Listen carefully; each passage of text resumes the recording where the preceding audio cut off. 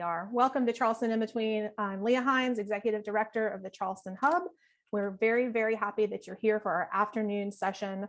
The session is being recorded and videos will be sent to everyone who's registered for the session early next week. We'll also have a brief attendee evaluation at the end of the session. We ask that you fill that out to help us learn what we can do better, what we did well, how to improve for the future. Again, today's session is in the news. The topic is the Ukraine conflict, and Ann Okerson, who is Senior Advisor at Center for Research Libraries, is going to be our session moderator and organizer. Ann has put in a lot of time behind the scenes to pull together a wonderful panel. We really appreciate her and all of her hard work in organizing this. A quick note, we will save questions. So each presenter will have their own Q&A portion, and we'll probably cover this when she goes into talk as well. But we'll be submitting questions at the end of each presentation for each presenter. So feel free to use that Q&A button anytime during a talk. You can submit your question, and that'll hold those until it's the appropriate time. So with that, I am going to turn things over to Ann. Thank you very much, Ann, and take it away. Thank you, Leah. I hope I'm all there. I had trouble unmuting and videoing myself, but I hope this has now worked. And thank you for that introduction. You know, these sessions are so easy to organize when you have all the right people who know what they're talking about. And in advance, I want to thank our panel as well. The Ukraine war began on February 24th, and so much has been going on and will go on. At the moment, there seems no sign of real conclusion or clarity in the events we're watching. Many people's lives have been impacted by today's conflict, which is arguably the most serious since the last Great War. Like many others, my own life has been changed by this war. My parents and I immigrated to the US when I was little. All of us emphatically identified as Ukrainian. My mother can trace her family back by generations. All are buried in large family plots in cemeteries in the countryside outside Kyiv. I don't think they've been bombed yet, but I'm not sure. All my close family have been in Ukraine, although some have now managed to leave to bide their time in Europe. Most of them want to return because they are very loyal to their country and want to help. We brought over to the US my two very closest relatives, Yaroslava, who's a maxillofacial surgeon in Kyiv, and her daughter, Oksana, who is my goddaughter. She's a pediatrician, and she was pregnant with her first child. In mid-March, they succeeded in leaving Ukraine by car and driving eventually through to neighboring Slovakia, then on to Austria, and then we brought them to Arizona. Cousin Slava is also a researcher and a faculty member, and she continues to teach her medical students back in Ukraine, and they're now scattered in other countries, via Zoom every weeknight between 2 and 5 a.m. Arizona time, because it's 10 hours later in Ukraine. Oksana delivered her healthy and beautiful baby daughter on April 19th. Well, that's just a little story, and there are thousands and thousands of such stories to tell about coping with the challenges of maintaining normal life in abnormal times. Of course, the professional world is changing rapidly as well, and that's what we aim to talk about today. We aim to bring you a sampling of views and impacts as we hear speakers reporting from within Ukraine, and also about related initiatives and perspectives about this war. There are so many more people that we could have brought into this event, but this is a start. War brings out the worst in people, but it also brings out the best in people. And today we're going to get a glimpse of how things have changed in both directions. Each of our speakers is going to have about 12, 13 minutes for their presentations. Then we'll take about 5 minutes after each one for questions and discussions. At the end of the presentations, there should be additional time to continue in a more holistic way. And as you know, we will end the session at 3 p.m. Eastern Time. So I'd like to begin by introducing our first speaker, Dr. Tatiana Yeroshenko. I wasn't sure if Tatiana was going to be able to join us because in the last communication she and I had, she had fled from Kiev and was in Lviv. She said, I hope I can be there. I don't know if I will be in a basement hiding from bombs or whether I will be able to connect. Well, she is with us. She's the Vice President for Research and IT of the National University of Kiev-Mohyla Academy, where she is also a professor. Tatiana has nearly 30 years of successful management experience, initially as director of the library, and more laterally as Vice President for Research and IT for the entire institution. She also heads the Center for Digital Research and Scholarship at the university. She's participated in many professional associations and societies, really too numerous to list here. She's authored more than 100 publications on e-resource management, scientific communication, open science, and open access. We first met Tatiana when I was at Yale and she was a Fulbright scholar at Yale between 2004 and 2005. So we go back a ways. Tatiana is truly a distinguished colleague. She's going to speak about what it's like to provide information services in an academic institution during the time of war. So I'm really thrilled Tatiana is with us and I'm turning this over to her now. Thank you, Anne. Dear colleagues, good evening, because it's 8 p.m. in Lviv now in Ukraine, and good afternoon. Of course, thank you for having me, and thank you again, Anne, for introduction. Yes, I'm Vice President for Research at Kiev-Mohyla Academy University. It's the oldest university in Ukraine from 1615. It's a small state university. We have about 5,000 students at undergraduate, graduate, and PhD levels, and about 600 professors in art, social sciences, life sciences, IT, and law. Thank you for introduction. Of course, my scientific interest about scholarly communication, open access, open science, but today I'd like to share my opinion for this time and about our situation, how academic institution during the time of war doing in Ukraine. So thank you for having me again.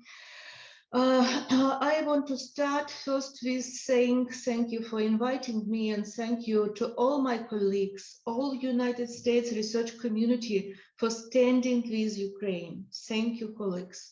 I know how much you care about values that both Americans and Ukrainians believe in: freedom, democracy, being able to decide for yourself what we want to do. These ideas, which we all believe in, were also established after Second World War, and we believe this can never happen again, and this that happened in Ukraine now, during Russian military invasion in Ukraine. We wanted to be free and live peacefully in our independent country with more than 1,000 years history, with beautiful territory and population close to 40 million people, as a strong European country, equal among free nations, not a colony of empire. However, Russia has other plans for Ukraine, you know, and our territory, wanting to destroy Ukrainian country and defeat Ukrainian nation. This country, Russia, or state, has been known by various names through history: Muscovy, Russian Empire, USSR, Russia Federation. It's all the same anti-human chauvinistic system because of Putin authorization after authorization. The empire of lies has always existed. As you know, Russia first attacked Ukraine 8 years ago, in 2014, annexed Ukrainian Crimea and occupied part of Donbass and Lugansk region. On February 24, the Russian army invaded Ukraine from the Belarusian border to Kyiv, as well as from Sumy and Chernihiv in the north and east, bringing true war to Europe for the first time this century. Russian troops are doing in an attempt to occupy another country rather than defending their homeland. The Russian Federation's sickly imperial ambitions are the only reason for this war. On February 24, me and my family woke up at our home at Kyiv, the capital of Ukraine, at 4 a.m. due unusual whistling sounds. We couldn't recognize them then. There is a sound of cruise missiles that flew to destroy my home, my hometown of Kyiv and other cities of Ukraine. It feels like that this happened in the past life, but it was only last February unusual signs of air raid sirens, which sometimes sounds now several times a day to alarm and need to hide to the bomb shelter. In the last few months, Russia has fired more than 2,000 such missiles, which have already killed hundreds of civilians and destroyed thousands of homes, schools, libraries, hospitals, museums, even whole cities as Mariupol, maybe you know, Bucha, Irpin. I'd like to present some photos from Ukraine mass media. I'd like to share my screen and I hope I can do it. Russian soldiers massacred civilians, raped women and children, robbed homes, and stole everything, even washing machine, dish, socks, and underwear through the captured territory. During this time, since the Russian invasion, it's estimated more than 3,000 civilians have died in Ukraine, and more than 5 million Ukrainians have fled the country, creating Europe's biggest refugee crisis in a generation. Just like me and my family, we left our home and live now as DP, displaced person, in Lviv, the western part of Ukraine. Among them, the country estimated 95,000 scholars or researchers. More than 250 children were killed and about 400 were wounded in few months. 22,000 of people in Mariupol city are reported to have been killed by Russian invaders. Every 10 is a civilian in one city within 2 months. So, without declaring war, Russia attacked a sovereign country, destroying it, killing its citizens with extreme cruelty because it's simply located next to Russian border and has the audacity to demand for itself territorial integrity and choose the optimal security model. There is no logic here, and it is not present in many crimes against humanity. This is Russism, ordinary fascism in its renewed version. The Russian aggressor claims that he strikes only at military facilities in our country, but we collected numerous facts and arguments that refute the claim. Russian troops are destroying schools and universities, child care centers and hospitals, maternity centers and theaters, libraries, universities, museums, 1,600 educational institutions, schools and universities were affected by bombing and shelling. 126 of them were completely destroyed. For example, Kharkiv National University, Mariupol University, many others. On February 24, education across Ukraine stopped at least for 1 month. Most school buildings in the western part of Ukraine are turned into temporary accommodation for refugees. At least 15 libraries were almost damaged in Chernihiv, Kharkiv, Sumy, Starobilsk, Severodonetsk, and this number is not final, unfortunately. In the Kharkiv region, on the night of May 7th, the Russian military barbarians destroyed the National Memorial Museum of Grigory Skovoroda, world-famous Ukrainian philosopher. In this year, UNESCO celebrates his 300th anniversary. Ukrainian books are being confiscated from libraries in Russia occupied territory, and books are being burned just as they were during Hitler's tyranny or in Ray Bradbury Fahrenheit 451, because the written word, the book, the language all matter. The culture is important. By killing or plundering everything Ukrainian, the occupiers wants to destroy the Ukrainian nation itself, and it's not just to destroy, then to appropriate its history, culture, literature. So, academic and public library now, we have more about 18,000 public libraries in Ukraine, and 350 university libraries play a great role in preserving our memory, culture, literature, and science. Many Ukrainian libraries are currently serving as refugee receiving center, hostels, logistic center, as well as weaving military camouflage nets. Home care and pre-medical courses are held here. Librarians in Kyiv and Kharkiv bring books to the metro that people live during the bombing. At present, Ukrainian libraries primarily perform their social function and focus their works on refugees. Here, everyone can make copies of documents, get advice of housing or humanitarian aid, get information, may warm up, eat, get therapy, etc., etc. It's quite difficult today to talk about educational process and research in Ukraine. We have about 350 universities all around the country, I told, as well as more than 100 research institutions. Now, many university students and teachers in army, in Ukrainian army, or displaced in Ukraine or abroad. However, almost all universities have resumed distance learning since April and plan to end this academic year in July.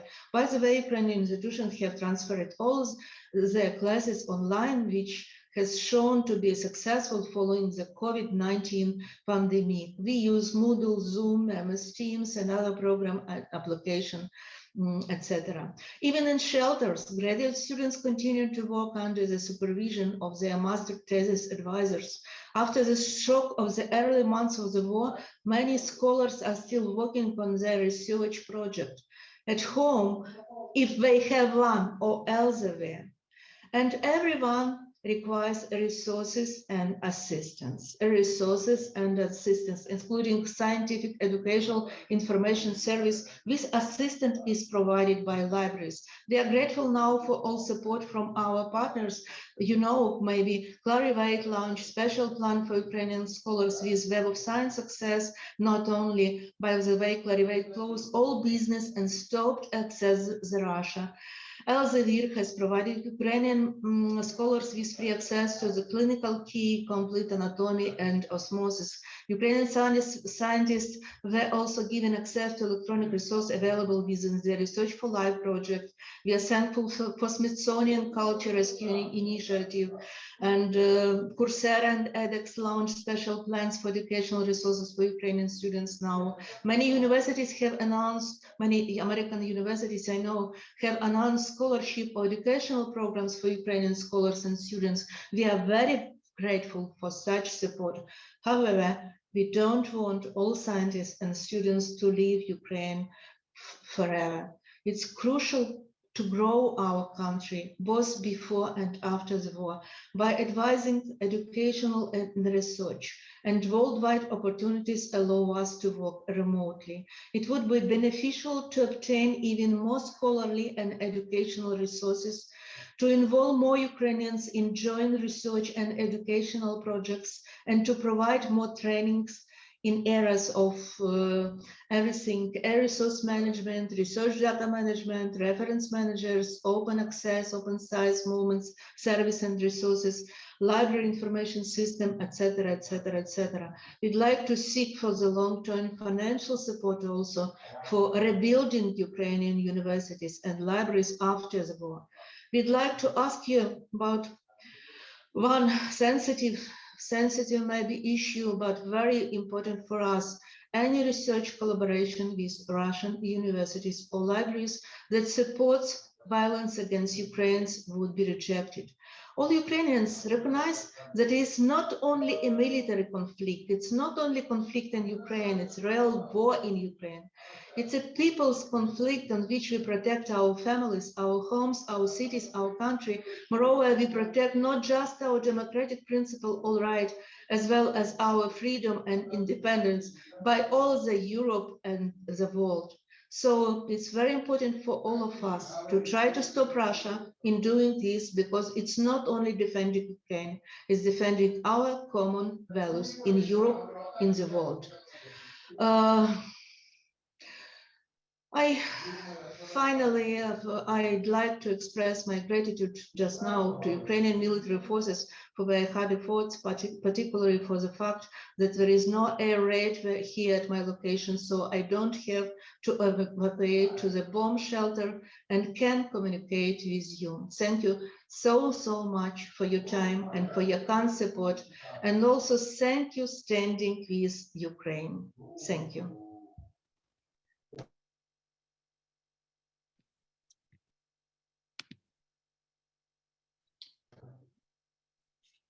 So now we have a few minutes for questions and discussions. I wanted to ask you, Tatiana, has Kiev Mohyla been bombed? Is your library still standing? Is anyone working inside the library? Are the collections, the physical collections, protected in any way? What's happening on the ground in your institution? Thank you for the question. It's very sensitive and sad question for me. We are lucky just now, not bombing for my university, but Kiev. It's about 400 buildings are destroyed almost in Kiev. And yes, we preserve our collection, especially rare books and our museum collections. And, you know, we try to save all our virtual resources in the clouds. So we are lucky to, we hope for saving it. But the war is going on, so that's why it's difficult to say, yes, we are lucky. But I mean, is the building locked up? Does anybody? Yeah. It's locked. The building is locked up, absolutely. We provide distance education just now from everywhere in Ukraine. From our faculty can work virtually, remotely. We use Moodle and other applications. And our students all around Ukraine, and not only Ukraine, but also all around the Europe and the world now, but still continued for academic process, except students and faculty who in Ukrainian army now in the first front against Russia soldiers. Mm-hmm. So if I'm a student and I have a question for the library, there's some kind of a chat or interface where I can go and sure.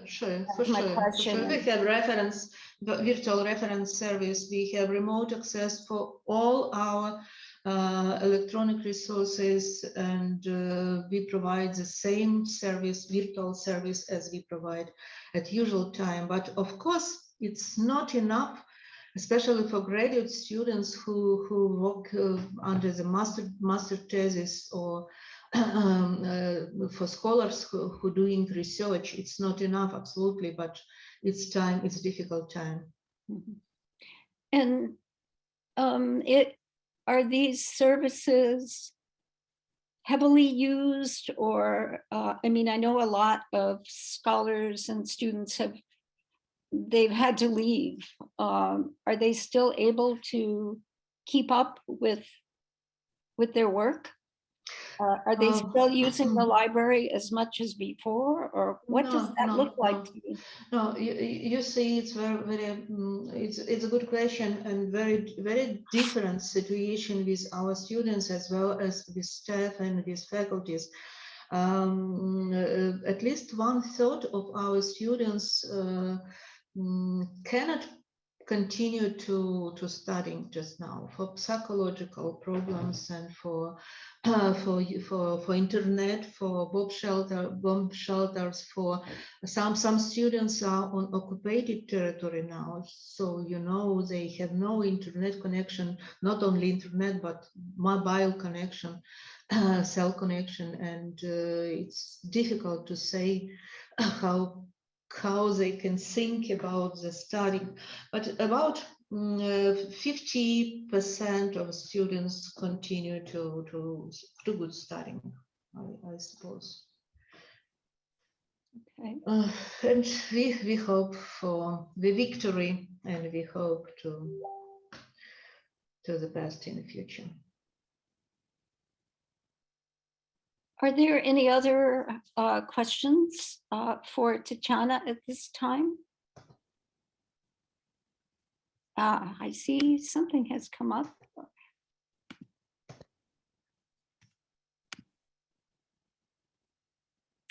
Leah, I'm having some trouble opening this. Sure. So the question, it says, I apologize that I missed what Tatiana said regarding Russian libraries and educational institutions.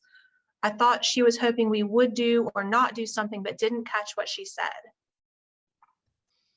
Yes, I see in Q&A chat this question from Anonymous. Thank you, Anonymous, for question. My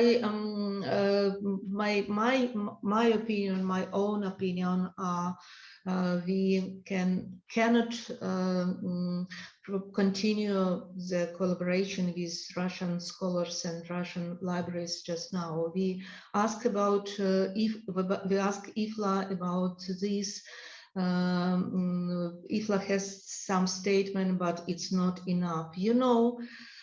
Mostly the Russian scholars, Russian librarians keep ceilings and or support invasion to Ukraine. It's not the it's not good for me, at least. So thank you for question, but my opinion, we can stop it in any way. Yeah, thank you. I know that some of us are on IFLA committees, and we have members from Russia who have had to step back from their service, although not so much because we were telling them we wouldn't work with them, but because they felt endangered by continuing such international collaboration. So that's been quite a loss. Absolutely. Yeah. We have one more question.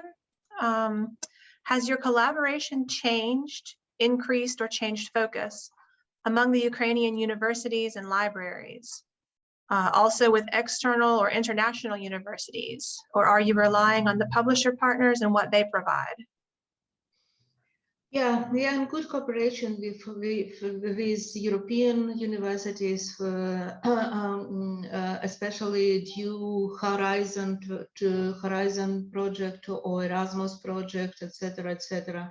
We are in good cooperation with United States and Canada universities, and we'd like to continue this not only cooperation but also partnership for joint research and educational projects, etc. Maybe you know the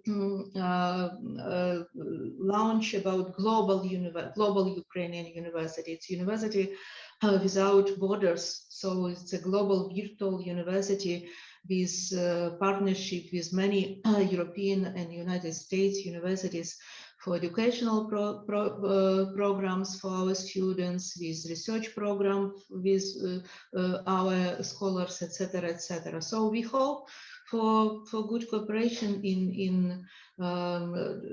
to be continued. It's good. And of course, thank you very much once more to all information providers who provide our to our scholars and students the very necessary resources for education and research. And we hope you can do it in future with good discount or maybe free for the wartime. Well, I'm going to thank Tatiana very much. I hope your conditions allow you to stay with us until the end, so you can hear the other presentations and also join in any discussion at the end. I see some comments in chat, comments of thanks to you and wishing you well, and saying that you have been an inspiration to the rest of us. Thank you, colleagues. Thank you. Yeah. Kent Lee is co-founder and president and CEO of Eastview Information Services. His bio on the Eastview site says, in 1989, a Soviet military specialist in Moscow and an American graduate student in New York City decided to start a business by distributing recently declassified Soviet military journals. Eastview Publications was born. I hope you realize that Kent was only 4 years out of college and 1 year out of graduate school when he started this prescient and important business. Eastview Information Services has seen remarkable growth. Minneapolis became the location of Eastview headquarters in 1990, but is now complemented by offices in Moscow, Kiev, Nairobi, Beijing, and Hong Kong. Today, Eastview aggregates, produces, and hosts content from around the world. Kent will speak about managing Eastview offices and publishing staff activities in Kiev and Moscow. While he will not be based in Ukraine during the session, he will share experiences from in-country.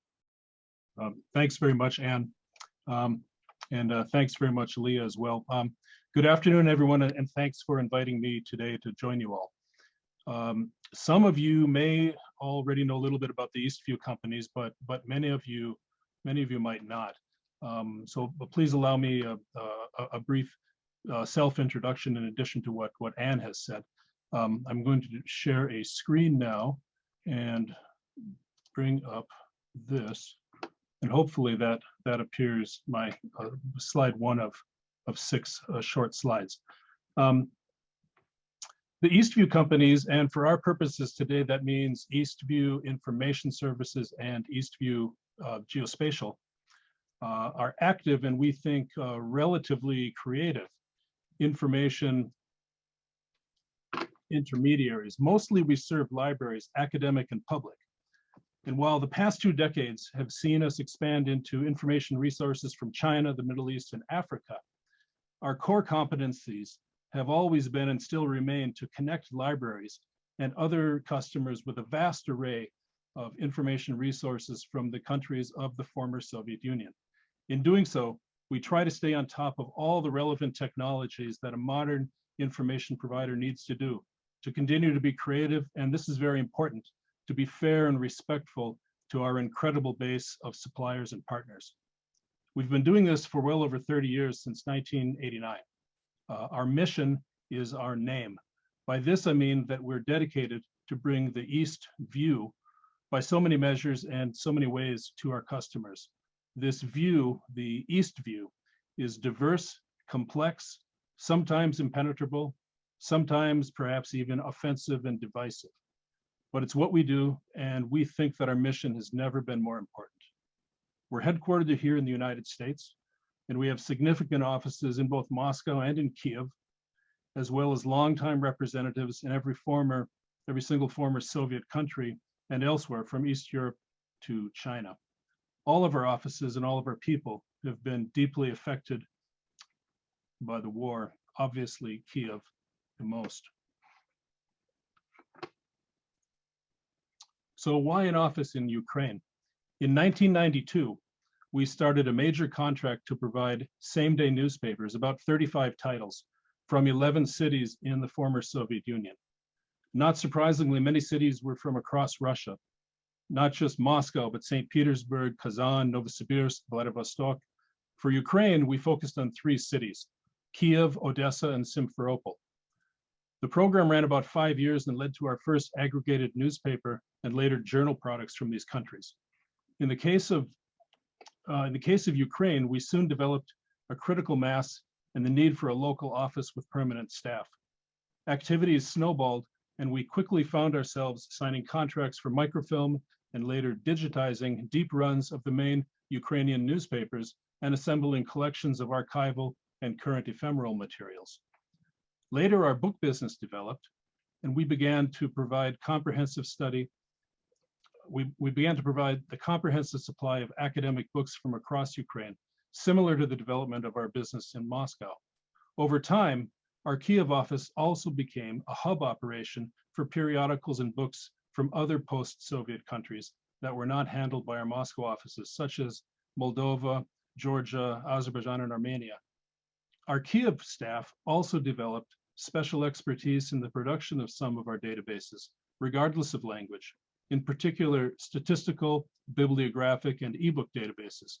Of course, our Kiev office took the lead in developing and producing our Ukrainian language online products. From the beginning, all of our offices have been working closely together. Minneapolis, Moscow, Moscow, Kiev, even Minneapolis and Kiev, and even Moscow, Kiev. The events of 2014 with the Russian seizure of Crimea and the DNR, LNR, Donbass developments did not stop this. However, after the Russian invasion on February 24th, we have had no communication between our Kiev and Moscow staffs. In fact, email communications from Kiev to Russia are blocked in general.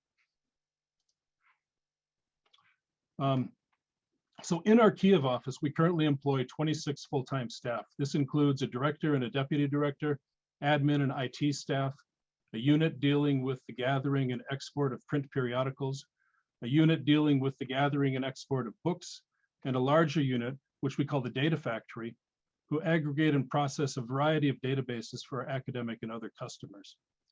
Just like all of us, during the past 2+ years, they've had a lot of experience working from home. As I'll mention in a few minutes, once the invasion started, the work from home experience and capability allowed our people to perform some critical work. I would add, we also have Ukrainian staff at our Minneapolis headquarters, and naturally they have families spread across Ukraine. The same situation even characterizes our Moscow office. A number of Russian citizens grew up in Ukraine and still have family ties there. So the effects of the war on our Kiev staff here. Immediately after the war started on February 24th, it was clear that there was a high risk of Russian forces occupying Kiev. Everyone's focus was on their family and personal safety and helping others in need. On the first day, a rocket of some type landed near the building where our offices are, and many windows were shattered. The first 5 weeks of the war were particularly horrific for all Kiev region citizens. Many of our employees, especially those with children or older adults, evacuated to the west of Ukraine. Some brought family members to Poland. In general, our male employees were not in a position to leave the country under any circumstances. Our Kiev office director, newly a grandfather, had to evacuate his daughter-in-law and her newborn baby, and their ordeal to get to a safe location took several days and put the baby in grave danger.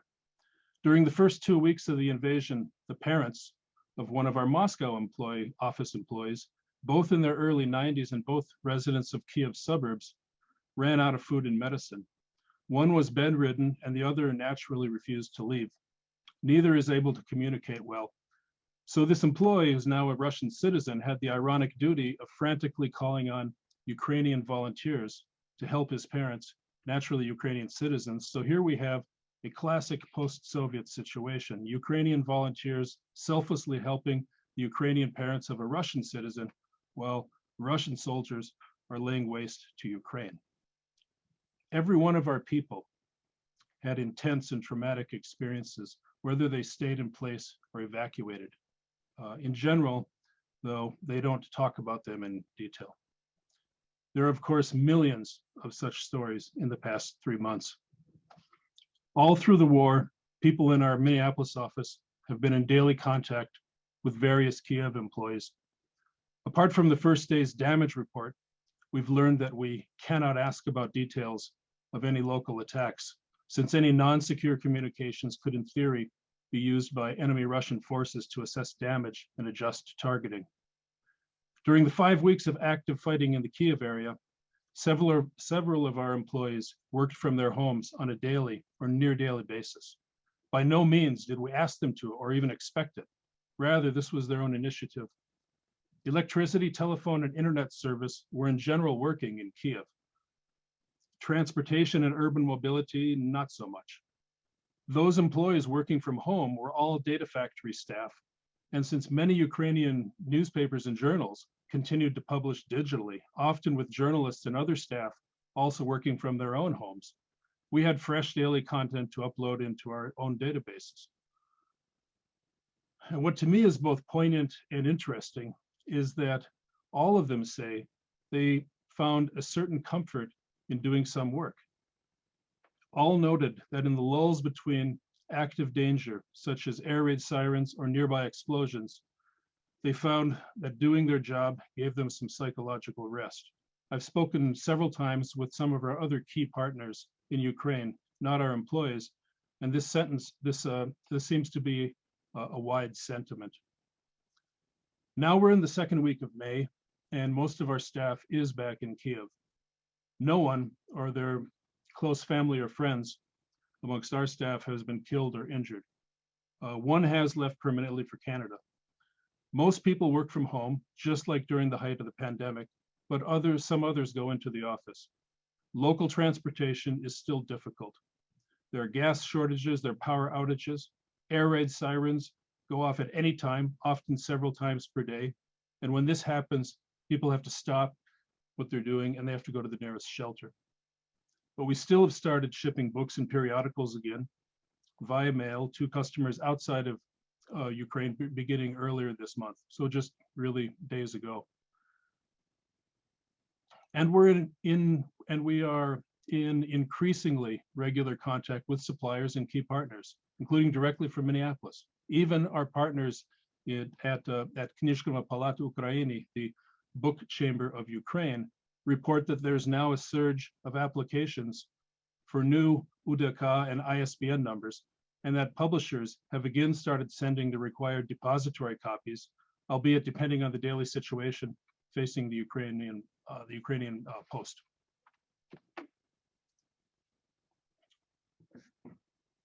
Going forward, there's much to do, to say the least. The war is far from over, and horrific things could happen at any time. As information professionals, we're proactively collecting materials from Ukraine, and from Russia for that matter, to ensure that there will be no gaps in the publishing record. With any major international crisis, libraries and scholars need materials, and that's the core of our mission. This is especially important with books, print books, and with print ephemera publications. I'd like to think that the war in Ukraine will have a tailwind effect on language studies, on Ukrainian studies, on Slavic studies generally. Teaching resources, scholarship, and library development all need increased support. Unfortunately, there's lots of reasons that one should not become too optimistic here in the West. Still, the pressures of the war also force us to be creative, and our partners are also reaching out. We've just signed an agreement with the Book Chamber partners to begin the digitization of an old microfilm project that we had with them almost 20 years ago, of over 1,000 local and independent newspapers from all provinces of Ukraine, including Crimea, covering the first 10 years of Ukrainian independence.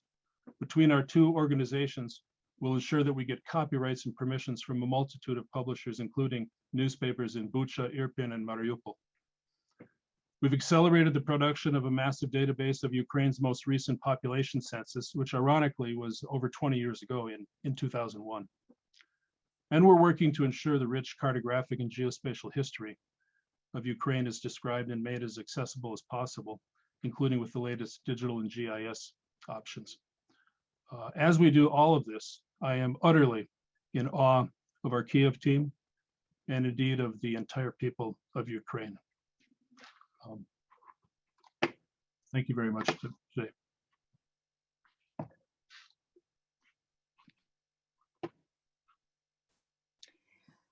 Ken, thank you so much for that. I was struck by several things in your talk. One was, of course, the close connections on the ground between the Ukrainian peoples and the Russian peoples, people who are, married Ukrainians or Russians, supporting each other on a very personal level. And these stories also abound. As people, we often do the right thing. When politics gets into the mix, I guess everything can change. I'm also struck by the very important work you're doing in preserving these archives of formal publications. I was wondering if you had any insights about publishing in Ukraine, the actual activities of current publishers. Are they able to keep doing their work? Has that stopped? What are you seeing there if you're tracking that? Well, with the newspapers and central periodicals, because these are part of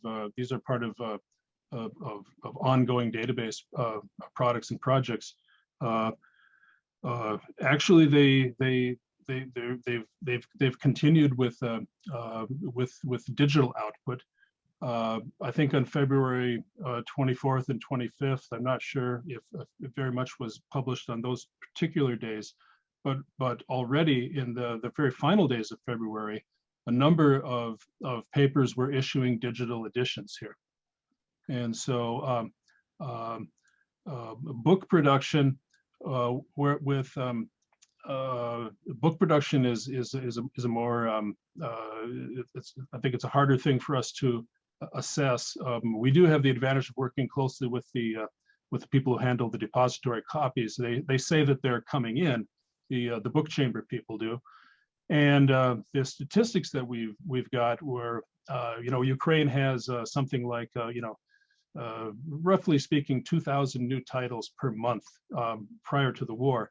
And in January, it was just over 2,000, I think 2,200 new titles were registered at Knyzhnyaya Palata, Knyzhkova Palata of the book chamber. I don't know what those statistics are now, but it does seem that, judging by what the folks say, there's a wave of applications for new ISBNs, and I suspect there will be a tremendous amount of new publishing, and especially by independent and small presses who will tell a story which is probably we thought maybe the pandemic was the story of our lifetimes here. I think the Ukraine war has become the story of our lifetimes. We have a question or comment from one of our audience asking you to comment on the Moscow office, and has anything changed there? What's happening there in relation to our topic? Well, it is they're not under attack, and so they continue to really to do what they've always been doing. Of course, they're like so much of Russia, they're cut off from the outside world. The independent press organs that we were working with, Novaya Gazeta, TV Rain, these have been turned off. We can't distribute what is no longer allowed to be published.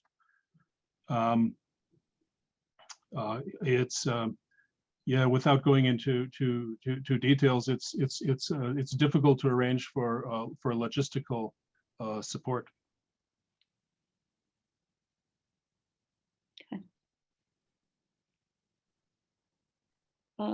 Anything else from our participants?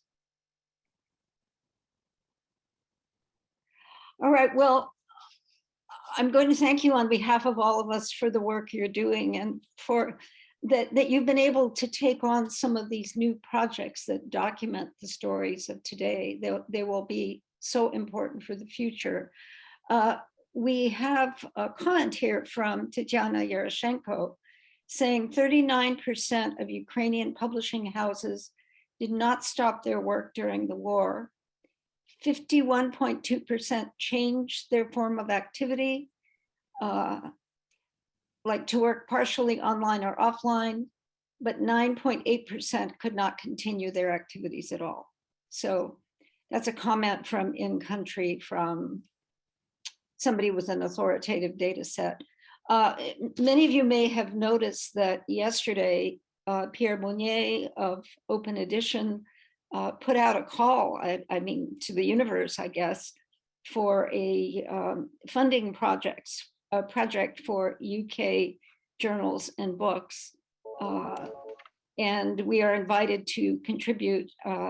In his call, he said that 1,500 euros will support a Ukrainian journal, I believe, for like the coming year or something like that.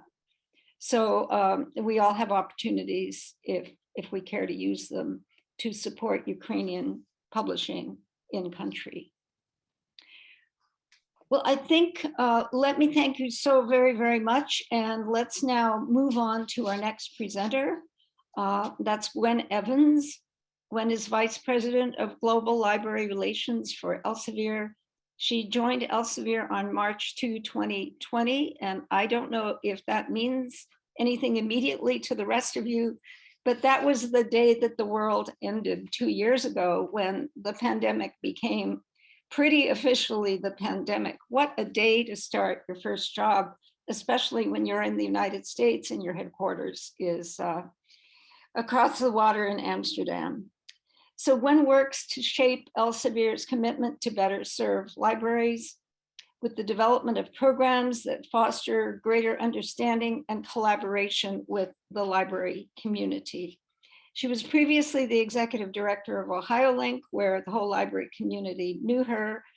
Her leadership there developed a number of statewide library-led initiatives. Particularly visible were the affordable textbook initiatives and also many statewide agreements, innovative agreements with publishers. She's going to speak about publishers' decision-making regarding providing or withdrawing services from Russia at this time and the challenges of being in this space as a publisher in wartime. I think that the decisions that many publishers have made, all publishers have made about how they will work with Russia and Ukraine must be very difficult ones. And we're very grateful that Gwen is willing to share her thoughts with us. So thank you, Gwen. Thank you, Anne, and thank you, Leah, and thank you, my fellow panelists, for such touching and informative information. I do want to acknowledge that I am speaking for Elsevier. I don't want to speak for other publishers, although there is certain industry alignments that I will touch on. And I just want to say that as with many, many other publishers, the first priority was our colleagues and the people of Ukraine, and giving assistance at whatever level was possible or desirable or asked for as the incredibly complex and traumatic situation on the ground changed. We donated $1 million to UNICEF Ukraine and the Red Cross and organizations in bordering countries, which are also struggling with supporting Ukraine in this situation. to support the immediate provision of protection, medical emergency supplies, and as this goes on, relocation assistance, etc. Matching funds from our employees to date, Elsevier will match individual contributions. To date, the last figure I heard was about 70K, which will be 100% matched by the Elsevier Foundation. Key health products, as Tatiana mentioned, such as clinical key osmosis and complete anatomy, have been made freely available to the students, nurses, and clinicians in Ukraine to allow them to offer critical medical care. Research for Life, as she also mentioned, is also offering access to content and resources to individual researchers.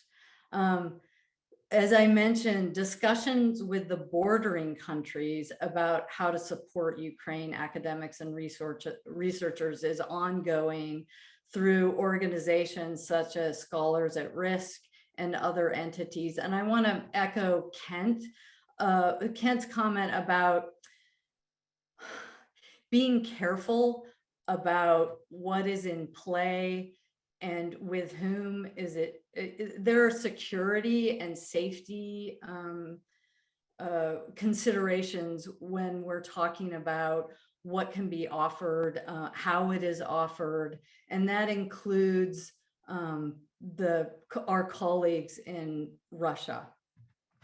So, and that is where I want to focus on the individual colleagues in Ukraine and Russia. We have a duty of care to all our colleagues in both places. And as people have mentioned, previous panelists have mentioned, there's an extraordinary interconnection of Ukrainians in Russia, Russians with family connections in Ukraine, and our focus is on supporting them in whatever way we can. So the welfare and well-being in all these contexts includes financial assistance, relocation or travel assistance if requested, mental health assistance. Our employee assistance program has been responding to all kinds of requests from all over the world because people, Anne mentioned there are people in the United States with elderly relatives in Ukraine that they want help for. So this isn't just this assistance isn't just for our colleagues in Ukraine, but for colleagues in countries outside. We have, again, employees that are worried about their family or their colleagues in both places, colleagues in bordering countries who are struggling to help with the influx of refugees. And there's been an incredible outpouring of colleagues helping colleagues, as well as helping whoever requests their assistance. So we have suspended, like many other publishers, we've suspended all sales and marketing within Russia, except a few clinical healthcare products, again, provided to clinicians and nurses that are providing patient care. Any proceeds from those are being donated to charities benefiting Ukraine. And we are complying with sanctions, which are complex and a very much a moving, multi-governmental, continually evolving situations. We monitor the sanctions against Russia on a daily basis and cut off access to Russian institutions, named institutions as required. So it's a very tricky issue. And I want to emphasize again how Elsevier is committed to editorial freedom, academic freedom from the authors, editors, and peer reviewers within the publishing system, employee academic freedom to express what they are feeling. But I want to mention that the COPE and the WAME statements on the editorial process. And I think it's worth reading the COPE, which is the Committee on Publishing Ethics. And they published an update in 2022. It was released on the 10th of March. And I'm just going to read it, and then I'll put the links in the chat. There has been much discussion recently on government sanctions against Russia and the potential effect on Russian researchers. COPE has discussed the issue of geopolitical intrusion into editorial decision-making previously in similar situations, and their position is as follows. Editorial decisions should not be affected by the origins of the manuscript, including the nationality, ethnicity, political beliefs, race, or religion of the authors. Decisions to edit and publish should not be determined by the policies of governments or other agencies outside of the journal itself, except where a decision might place the journal in violation of applicable law. And the WAME, or the World Association of Medical Authors, their statement is very similar. And it is a very tricky situation when you're talking about engagement with individual Russian researchers. And, you know, the decision-making process, I think, is asking ourselves, the goal of scientific progress depends on openness and free flow of information.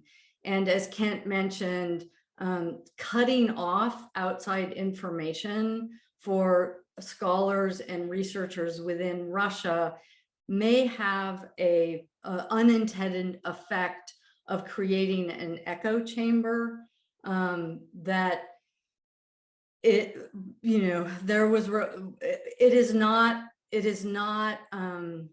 there have been protests among Russian residents and Russian scholars.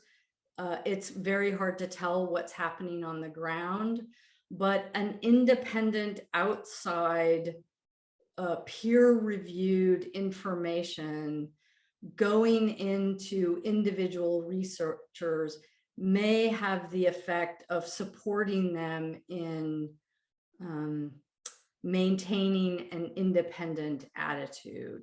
So those are some of the things that, at least at Elsevier and with other publishers, based on their statements, are driving our decision to not cut off access unless it's an institutional sanction that we're talking about. So the focus has really been on trying to support individuals and then struggling to manage that at scale. And one of the things I would like to say is that has to do with the infrastructure for Ukraine, for example, is a series of conversations we've been having about displaced institutions, not just displaced scholars, but how do you create an infrastructure, especially when you're talking about remote access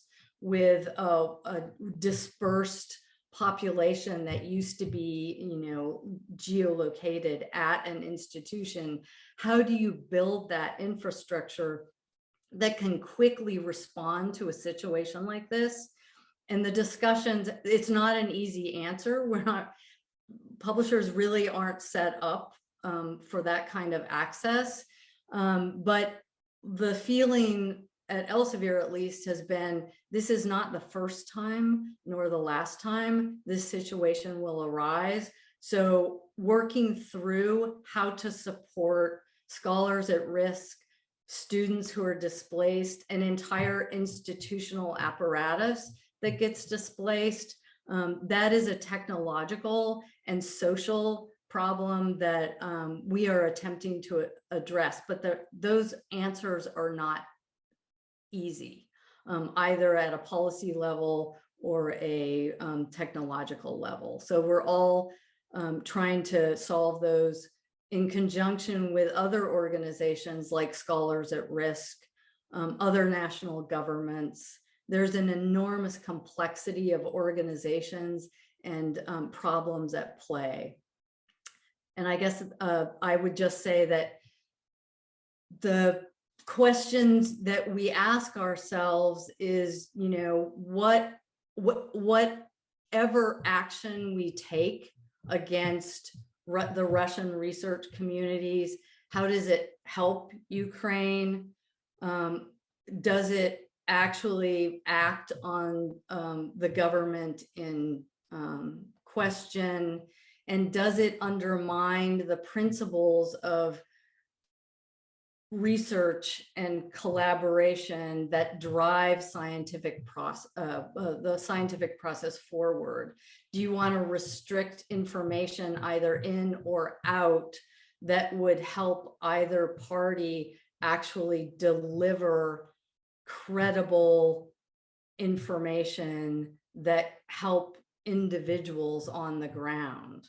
So I'll just leave it at that and welcome questions.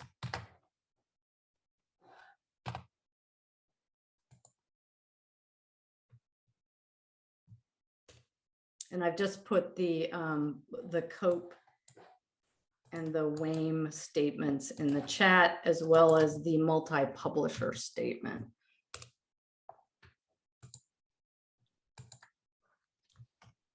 Yeah, thank you for that, Gwen. Thank you so very much.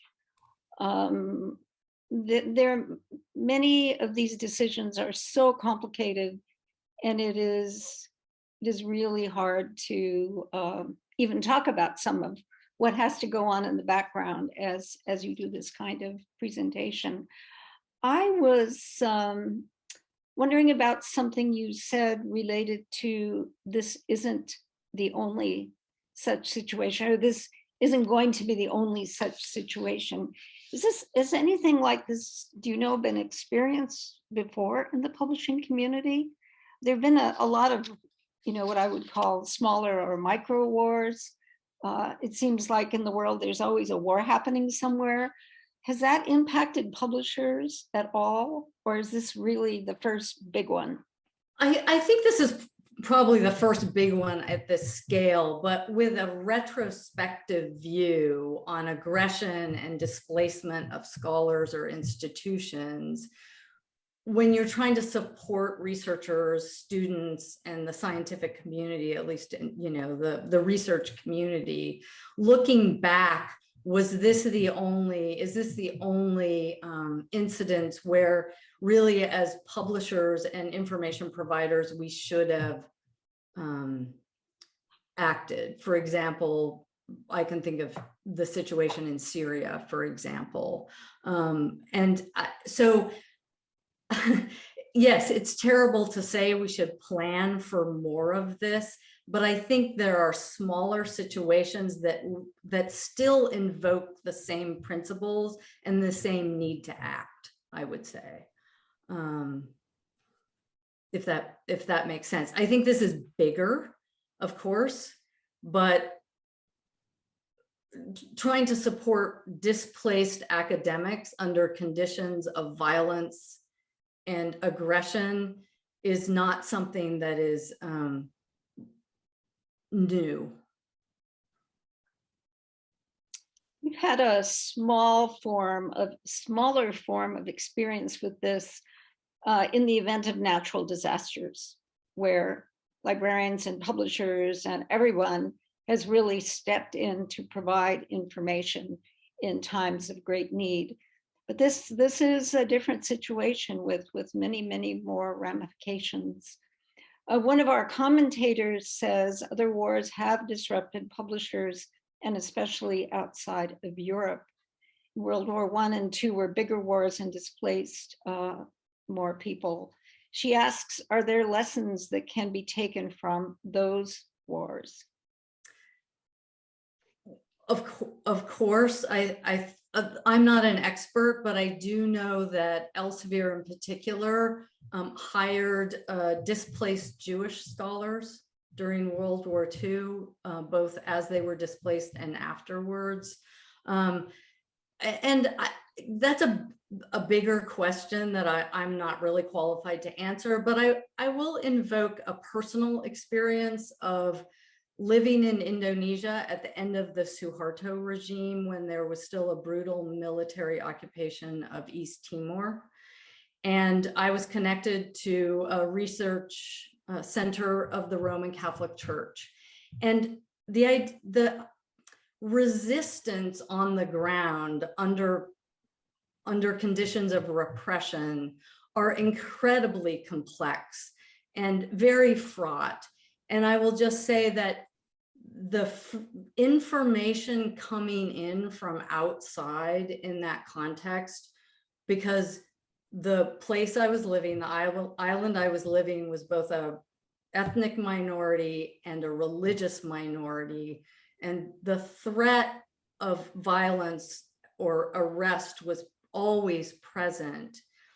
And the function of outside information to support resistance, and actually the function of the library in that research center as a place where a lot of information that would have been banned was hidden but accessible, was not inconsiderable. So that is the ability of outside information to influence and support internal resistance is something that I have had personal experience with.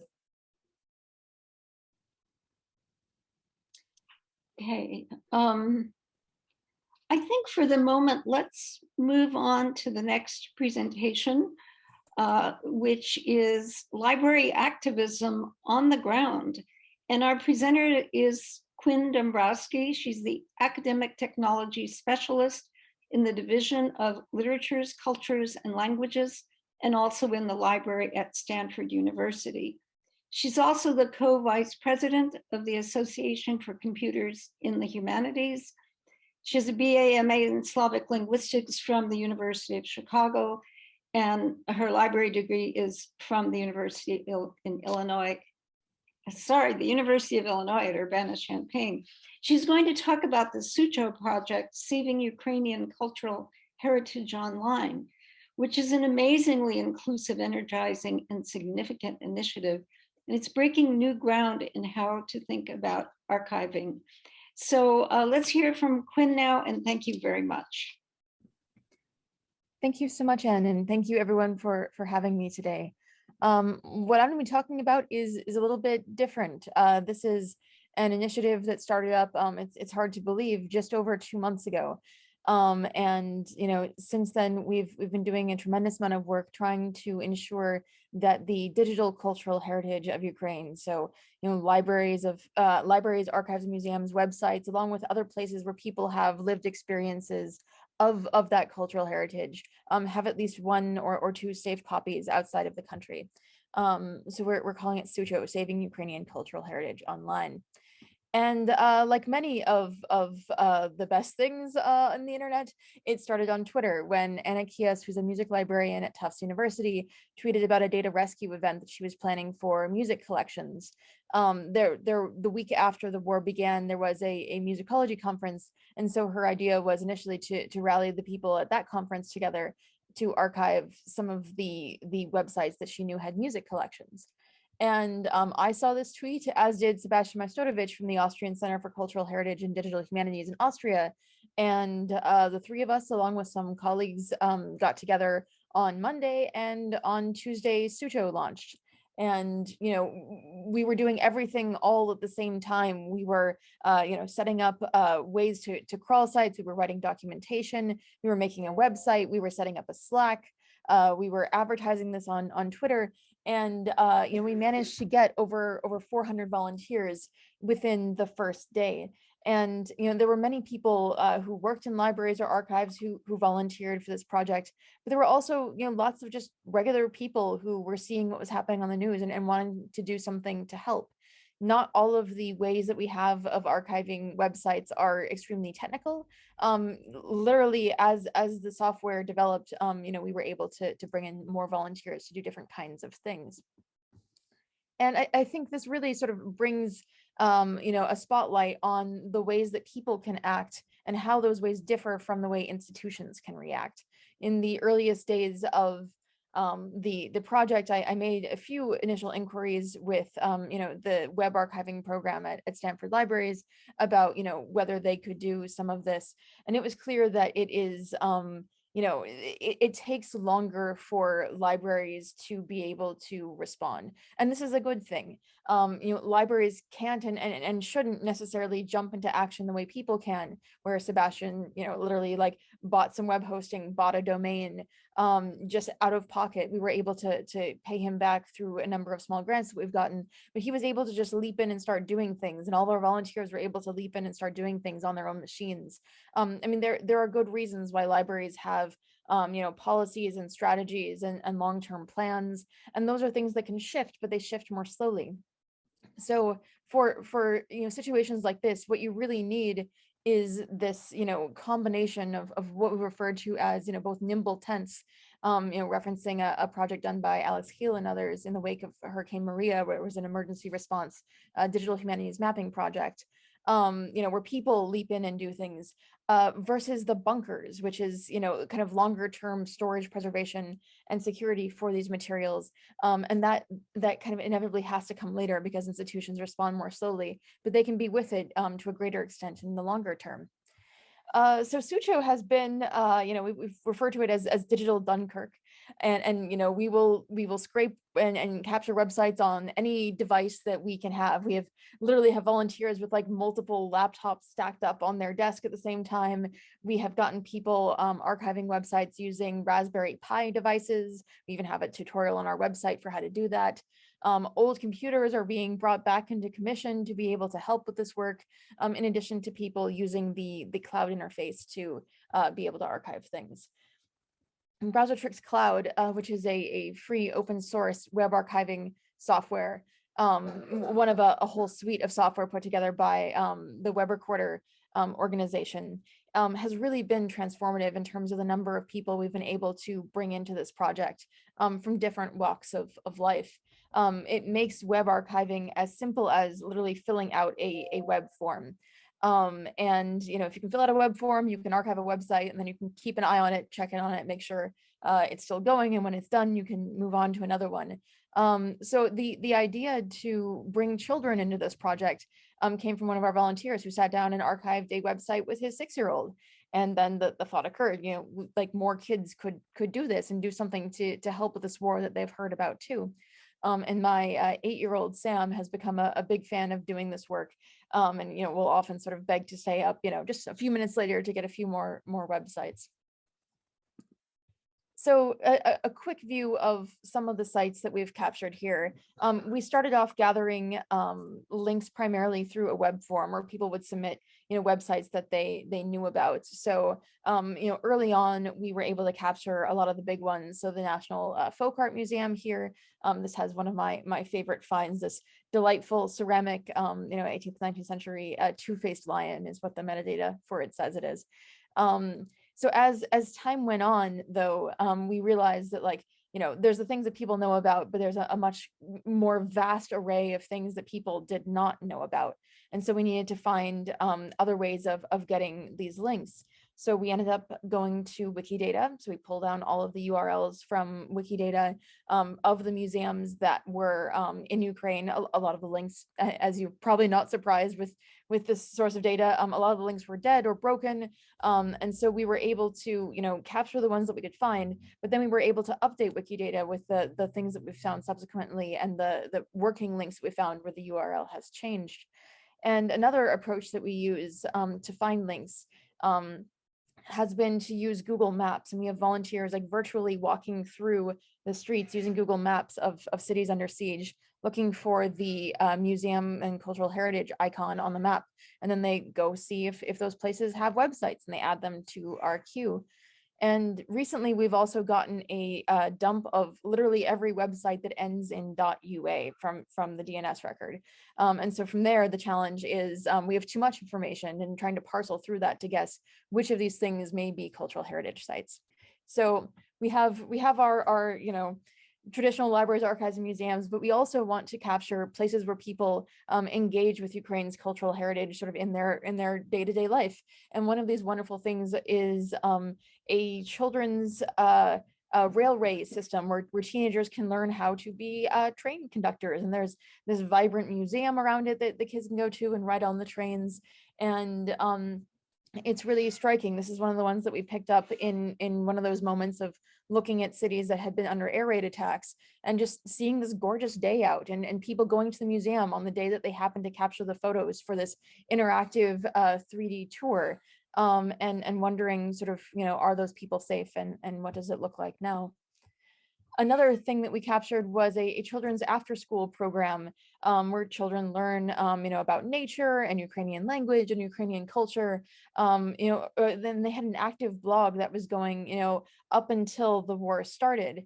And, this included things like, art projects like, with the theme of I'm Ukrainian and that sounds proud. People, children drawing sunflowers and hearts and maps and things like that. Really a really beautiful example of like, lived cultural heritage and born digital things where it's not like these are digitized versions of something that exists in a physical form. A lot of this material only exists, digitally and online. Also things like children's dance schools and photos and videos of dance performances, things that just reflect, people's daily lives. Our goal is to, make a copy of all of this and hold on to it and keep it safe until people are ready to rebuild in Ukraine, and then reach out to the site owners and, see if they need these materials back, if something happened to their website. Digital repatriation is at the heart of how we're thinking about this. We're not trying to create an archive of Ukraine that people can study safely from the West, while the country, is ruined. We really want to contribute back to, rebuilding in Ukraine, where these materials end up being needed. And if people want to have a copy of these archives sort of maintained in perpetuity, in libraries elsewhere, Stanford libraries and others are exploring what that might look like to be able to hold on to some of these materials where that's desired. More recently, we've moved into another kind of content. We're looking at memes, which we're thinking will be a really valuable source of information going forward for historians. These memes are passed around the internet in multiple different languages, in multiple different contexts, and they reflect sort of people's thoughts and attitudes as the war develops. And so we have a growing group of people tracking these along with metadata, and we're going to put them together in a gallery and make them available as a data set.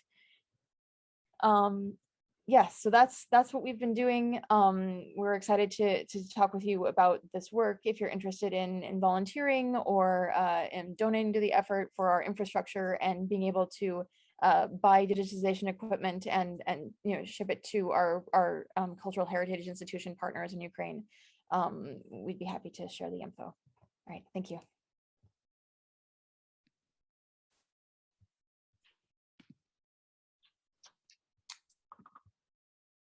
Thank you so much, Quinn. Quinn and her collaborators have become rather media stars in the last few weeks, as this project has gotten the attention of the world press in different ways, television, the Washington Post, my God, all kinds of outlets have become very, very excited about this work. And it is pretty amazing. Quinn, has anything like this been done in the past for other countries? We've said here a few times that there's always a war on somewhere. I mean, this is the very sad state of affairs in our world, but there's always bad stuff happening like this. Do you know of any other initiatives that have attempted to go into countries where either natural disasters or political disasters have impacted information? Or you're kind of a model for the future, right? We looked for this early on, thinking surely someone must have done this before. And you know, we found some parallels in some senses. There was the data rescue efforts after Trump was elected in 2016 to archive climate change and LGBTQ related content from government websites. So that was like an emergency web archiving thing. And but it's a very different story when you have, like, you know, a few months of time when you know that things will be up. And you know, trying to do this actively in a war and like seeking out content, you know, like cultural heritage in particular, as far as we can tell, there's not been a project that's sort of put together a group of volunteers to do this kind of thing. You know, to the question in the chat, we've been working with the Internet Archive. That the Internet Archive is one of our two paths that we send all the URLs down. We use you know, the web recorder tools, and we also make sure that it's submitted to the Internet Archive and ensure that what they've captured is, you know, goes far enough into the content of the site to capture all of the sites. We have people doing quality assurance on that, and the Internet Archive has been great partners. But there's, I mean, I think this has been, you know, a realization for them and for us that, like, while there are certain kinds of sites that the Internet Archive and other organizations have had on their radars, things like news, things like government sites, there's a lot of other sites, you know, like museums that like maybe aren't being captured as regularly or hadn't been up to this point, you know, in parts of the world like Ukraine and elsewhere. So I mean, a lot of the work that you know, stands to be done here is you know, making sure that those URLs sort of make their way into you know, pipelines that are regularly archiving. And I mean, we've talked about how you know, SUCHO and emergency web archiving in general is inspiring, but it's inspiring kind of like when people went out to the main plazas in Kyiv with their beer bottles and hand sanitizer to make Molotov cocktails. Like, it's a great story, but it also points to a failure of infrastructure, where it should never come to the point of you know, people having to do that either with web archiving or with Molotov cocktails. So we're hoping, I mean, in addition to our group collectively working on like a handbook of emergency archiving that we hope to publish after this as a resource guide for anyone else who wants to do this moving forward, we're trying to advocate, you know, with UNESCO and other organizations to think more proactively about web archiving, and you know, think about what it might look like to set up a reciprocal network of web archiving among countries and among institutions, so that if a war breaks out, there'll at least be some set of things going into it where people can be confident that there's a copy somewhere and it'll be safe. Yeah.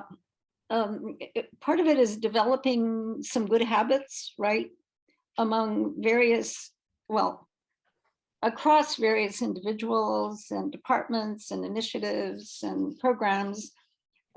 Gary Price, who's probably known to many on this call, who's a kind of a news hound of the library and information communities, and not infrequent contributor to Charleston in various ways, and runs his info docket service for Library Journal and many other daily kind of news feeds for librarians, recently published an article in Information Today suggesting that pretty much anyone can do this kind of archiving. If you're sitting at your computer and you're looking at something that you think should be saved, or you're preparing something that should be saved, there's a button you can press and it will upload to the Wayback Machine. Now, maybe it's not 100% that simple, and maybe you're not getting anything organized out of that, but it's a start. I mean, we can all be contributors to this. Yeah, absolutely. I mean, I think one of the moments that was a bit of a wake-up call for us was, you know, in the first few days of the project, there was a power outage at the Internet Archive that knocked the data center offline for a morning that powered the Wayback Machine.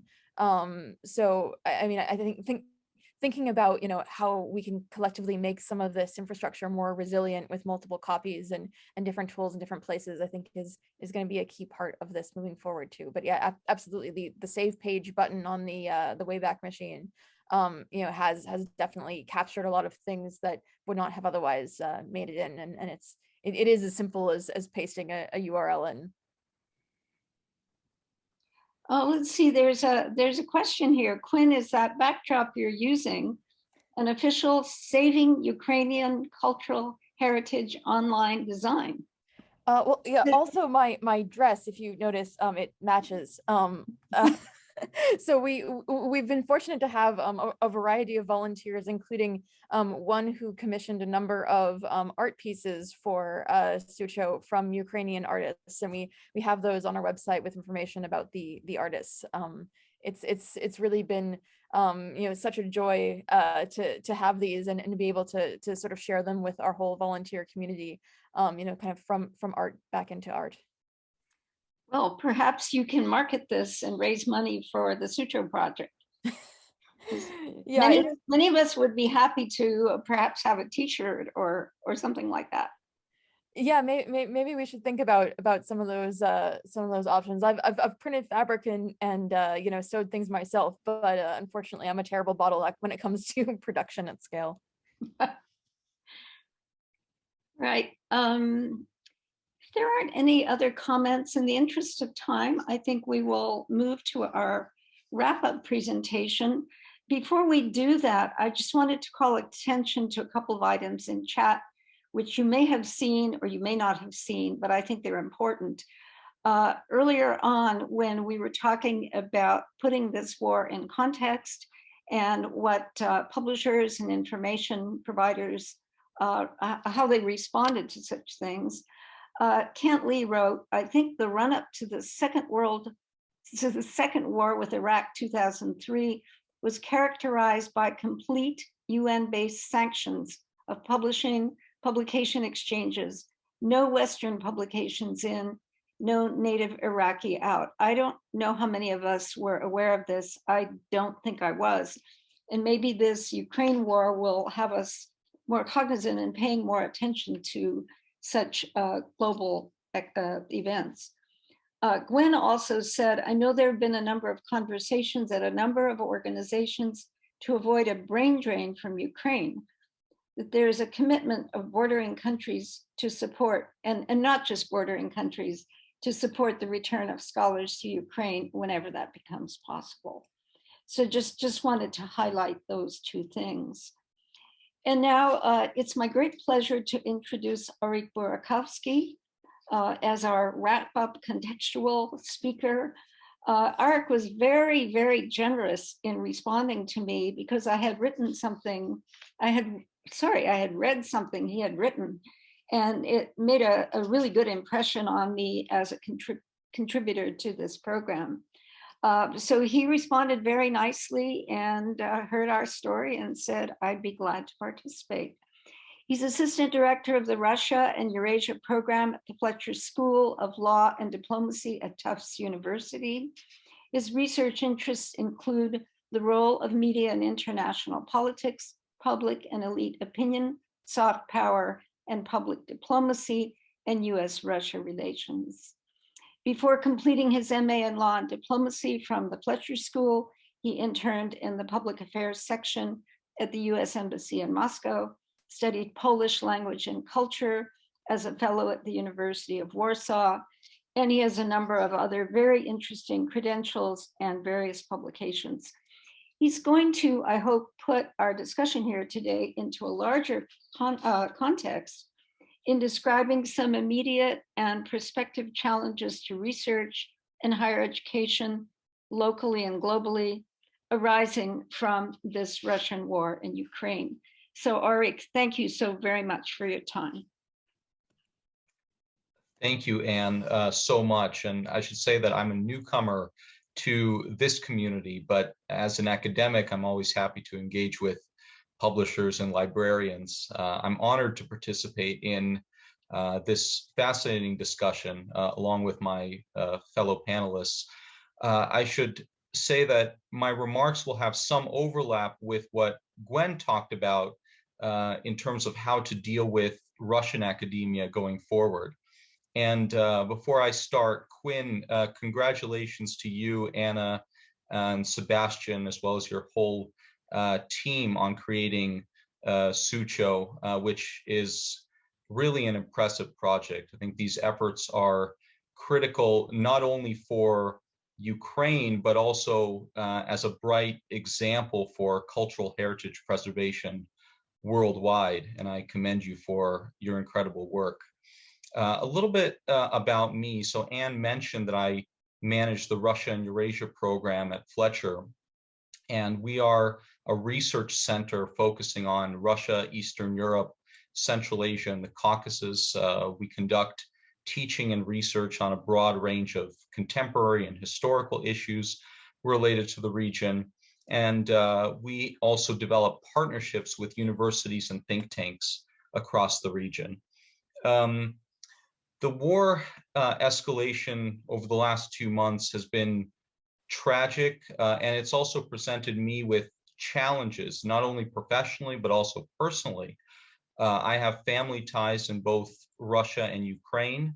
My relatives left Kiev when the war began and evacuated to a village in the Carpathian Mountains, as well as to Hungary. But I also have relatives in Moscow who are increasingly worried about political persecution and the possibility of conscription. I want to express, of course, my condemnation for the invasion and my hope that peace will be achieved as soon as possible. A little bit about the Fletcher School to tell you about what we've been going through, and then I'll put this in a broader context. So the Fletcher School of Law and Diplomacy at Tufts University is the oldest graduate school in the United States dedicated to international affairs. It was founded in 1933, and it's located in Medford, Massachusetts. We have a number of early and mid-career master's and PhD degree programs in diplomacy, international law, and international business. And around 85 faculty members and 700 students. And our alumni serve in high positions of leadership in governments and non-governmental organizations, as well as international organizations and companies all around the world. And that includes dozens of Fletcher alumni in both Russia and Ukraine that we continue to maintain engagement with. Over the last 5 years, I have managed a broad U.S.-Russia relations initiative at Fletcher. This began back in 2014 when Russia annexed Crimea and the war in Ukraine initially broke out. And the idea was to address the rising tensions between the United States and Russia, which are now perhaps even worse than they were during the Cold War. And of course, there were many challenges to this, including tit-for-tat diplomatic expulsions, visa processing slowdowns, souring of relations between government officials. There were threats to academic freedom. A number of think tanks and foundations from the West were labeled as undesirable organizations, and there were Russian academic institutions that were threatened with foreign agent labels. There was also increased US and Russian government scrutiny of foreign donations and academic ties, of course, much more so from the Russian side than from the American side. And most recently, the COVID-19 pandemic, which led everyone to be online. We couldn't travel at all to Russia. Nonetheless, we were able to develop an active, robust set of partnerships with multiple universities and think tanks in Russia, including, for example, the Moscow State Institute of International Relations, which is part of Russia's foreign ministry, the Higher School of Economics in Moscow, the Far Eastern Federal University in Vladivostok. These partnerships have come to include short and long-term student and faculty exchanges for things like semester-long study, events, modules that faculty would teach to students, collaborative conferences and policy workshops on a variety of issues in US-Russian relations, joint courses on US-Russian relations, science diplomacy, international environmental law, international arbitration, comparative constitutional law, so a variety of different subjects. And the goal of these partnerships was to use scholarship and open dialogue to promote the rule of law in Russia and to build mutual understanding and trust among current and future experts and practitioners in both countries. And we also used track 2 diplomacy, essentially diplomacy among experts, to inform decision-making in both countries. We regularly engage with high-level policymakers and sought to develop avenues for bilateral cooperation. So in February of this year, February 24th, when the war broke out, we had to suspend all travel to Russia for Fletcher students and faculty, again, because we suspended it the first time at the start of the COVID-19 pandemic. And then mid-March, March 15th, soon after, there was a letter published by the Union of Russian Rectors, a group of presidents of Russian universities, in support of the invasion. The administration of Tufts made the decision to sever ties with Russian academia and instructed Fletcher to suspend all collaborative teaching and research activities with Russian higher education institutions. I should say that despite formal relations with Russian higher education institutions being paused, we continue to keep informal lines of communication with various Russian scholars open. We hope to resume our sociological research in Russia, which we've conducted over the last 3 years, including public opinion polling and interviews with elites. And we are also currently accepting applications from scholars both in Russia and Ukraine to visit Fletcher for 1 or 2 semesters during the next academic year. And we'd like to do more in terms of supporting Ukrainian academia and having academic exchanges with Ukrainian universities and think tanks.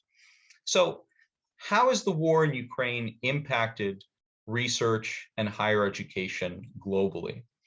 I'll start with Russia and the implications for academic ties between Russia and the West.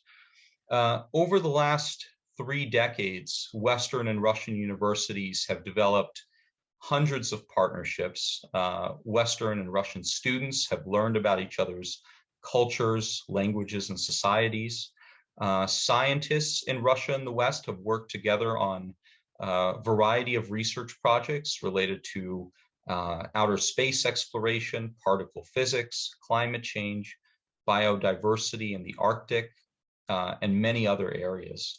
And these connections have resulted in tens of thousands of scientific papers. In fact, most of the scientific papers that Russians have published in international journals have been with collaborators in Europe and the United States. But since February 24th of this year, academic cooperation between Russia and the West has significantly eroded. The Ukrainian government immediately called for an academic boycott of Russia when the war broke out. And many colleges in the United States and Europe quickly pulled students out of Russia, largely for safety reasons. We did not have any Fletcher exchange students in Russia at the time because most of our student exchanges happen in the fall semester, but we were planning to send students for a short-term exchange over spring break, and of course that did not happen. Many universities in the West also paused scientific cooperation and cut financial ties with Russia. We saw many grants being suspended and universities divesting from Russia. And this was all part of a global wave of condemnation against the war. These actions have been explained in terms of fighting corruption, reducing the risks of spying by Russia, preventing technology theft, things like that. Russian authors have been banned from many Western scientific journals. I'm sure you can probably tell me more about that than I know.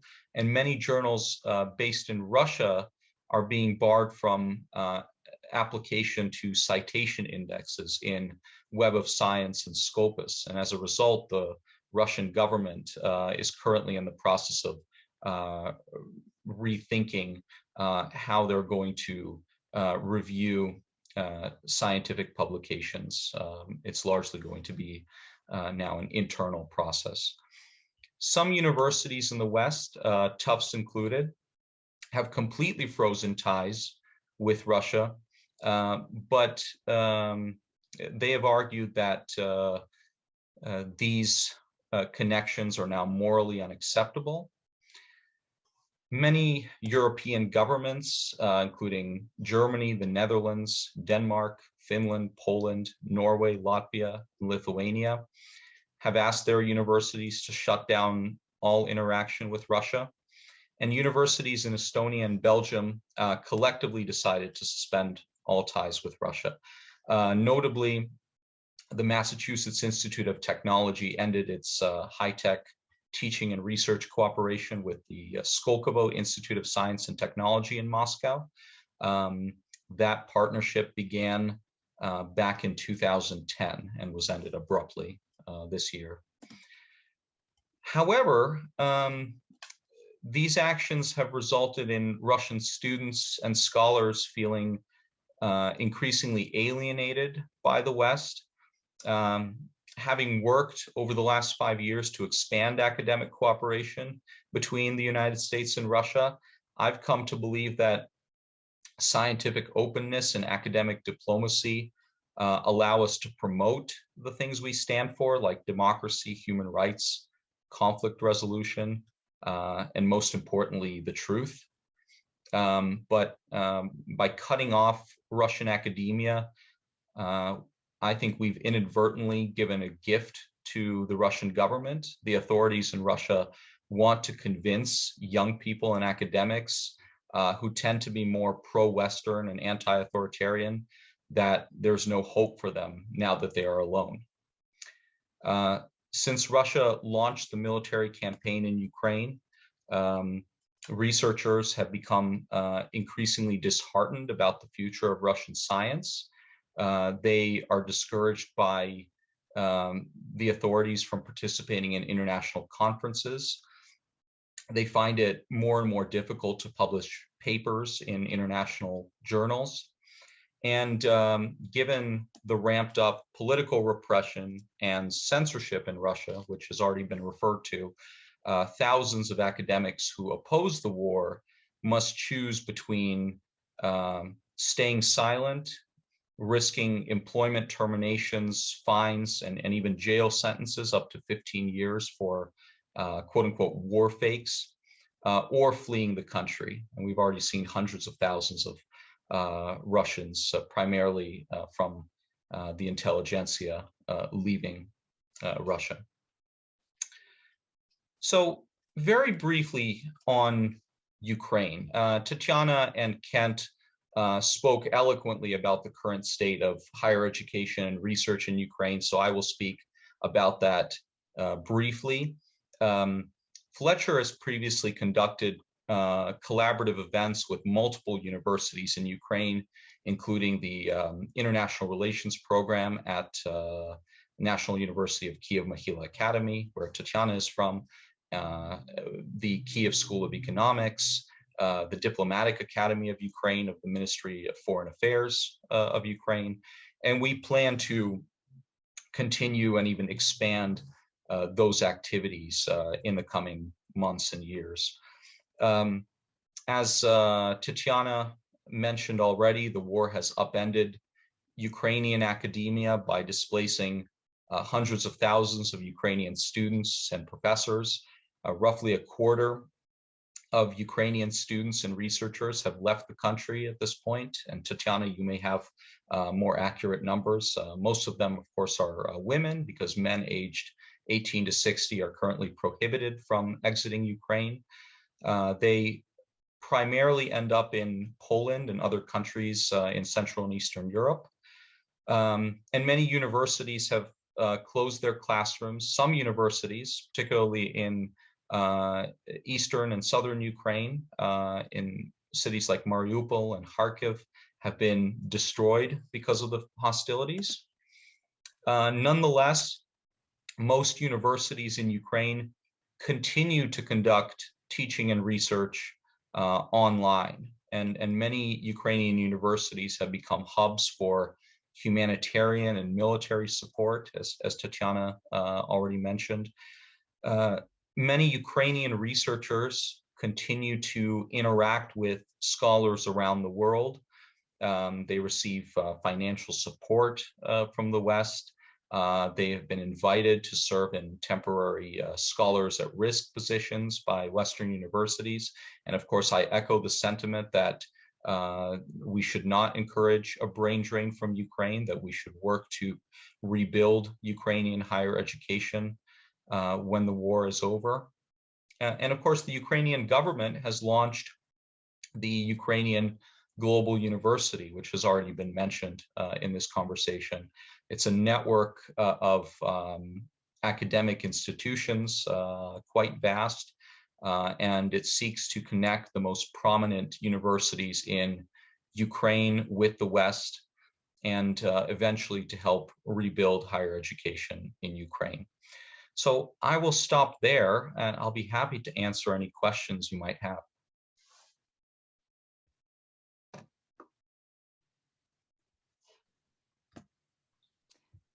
Thank you, Arik, for that overview and the knowledge and the passion behind it. It's greatly appreciated. I don't know if we have any sort of final burning questions for Arik or anyone else. I see we are within 5 minutes of closing, Leah, and I thought we would have a little bit more elbow room than this, but here we are. We've been blessed by all of these presentations and by the wrap up that we've had.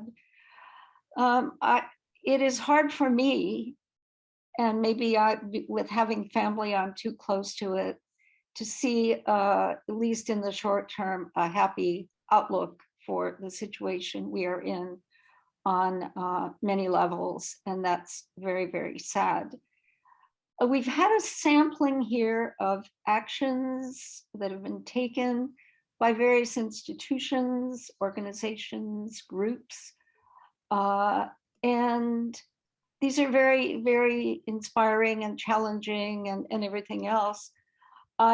They make me wonder if individuals such as we in the information profession, business, do we have a responsibility as individuals? And if so, what might that be?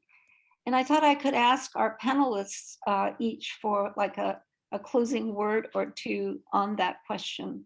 What should we be doing as individuals to help get through this time, however long it takes? So if you could all unmute yourselves for a moment and give us a parting sentence or two, if you have one, that would be a great way to close this session. I could pick on someone. I'm looking at Quinn because she's in the middle of my screen and she's so colorful. Could you unmute yourself and offer like a word of advice for people, individual people caught up in this worldwide mess?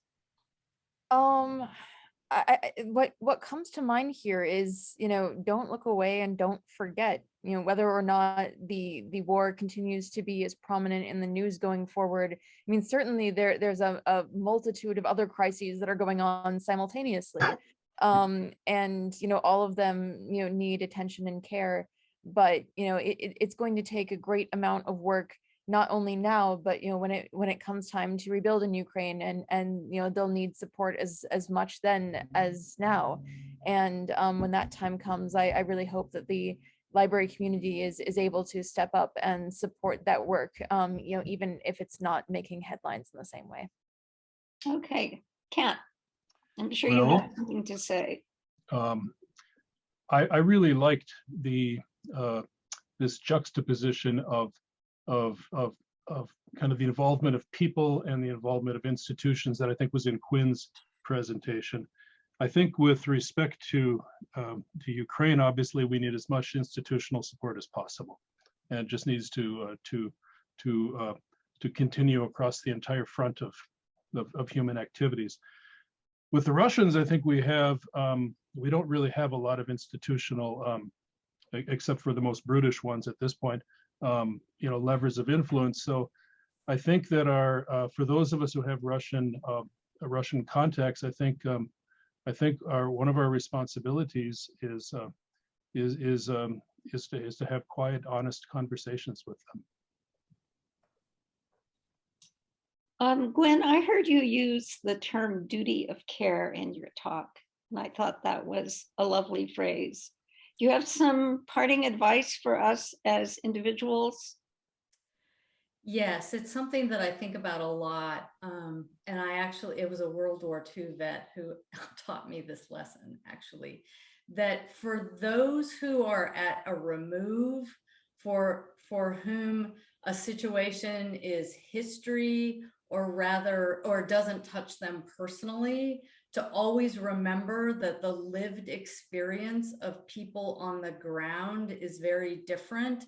And that lived experience can last for a very, very long time. So I think that tension between the attempt to do an institutional or a policy-driven intervention, but always remembering that the lived experience of whoever is responding to that is a very different thing, and to be mindful of that. Well, Tatiana, are you still with us? And if so, do you want to unmute yourself and tell us what we as individuals should be thinking or doing? We're so far away. As people, our influence seems to be very limited. Yeah, thank you so much for such important event and discussion. And moreover, I'd like to grateful all of you to your support, and please build strong with Ukraine in our fight for peace and freedom in Europe and the world. And the individual can also help us in different way. And thank you for supporting us. Thank you for demonstrating your political solidarity. Thank you, United States, for providing military equipment, humanitarian aid, and sanction as in effort to limit Russia's ability to finance and conduct a brutal war of aggression against the people of Ukraine. And thank you, dear colleagues, for all your project plans, providing resources for Ukrainian scholars at risk, for Ukrainian students at risk. And thank you so much.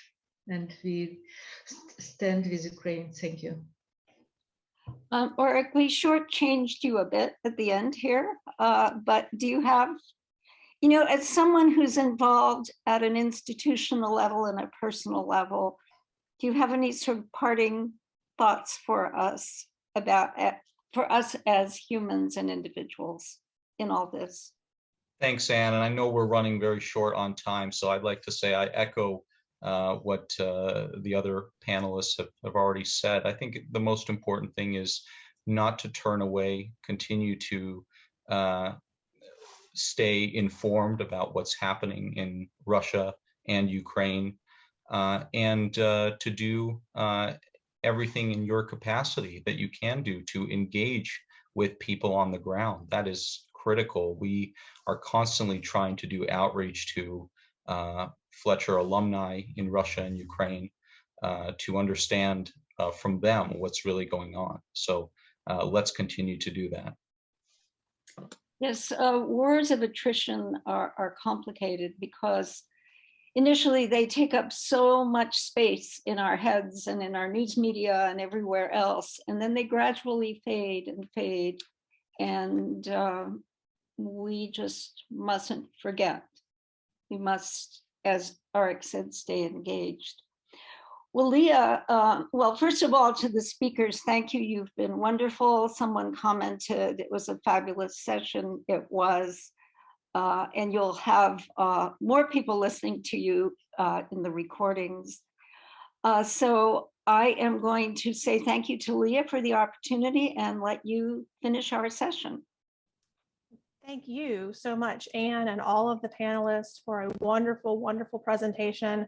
I learned so much, and I thank you for your contributions. Thank you to all of you who attended the session as well. We are going to move from here. I would like to take one last chance to thank our sponsors for their support, providing lunch and coffee. So thank you to all of our sponsors. Come back tomorrow. That we have a fantastic lineup tomorrow. We have sessions from De Gruyter, Cambridge University Press, Hein Online, Eastview Information Services, BMJ, Ex Libris, and AvidNote. So come back tomorrow. You'll be using the same page that you used today to join.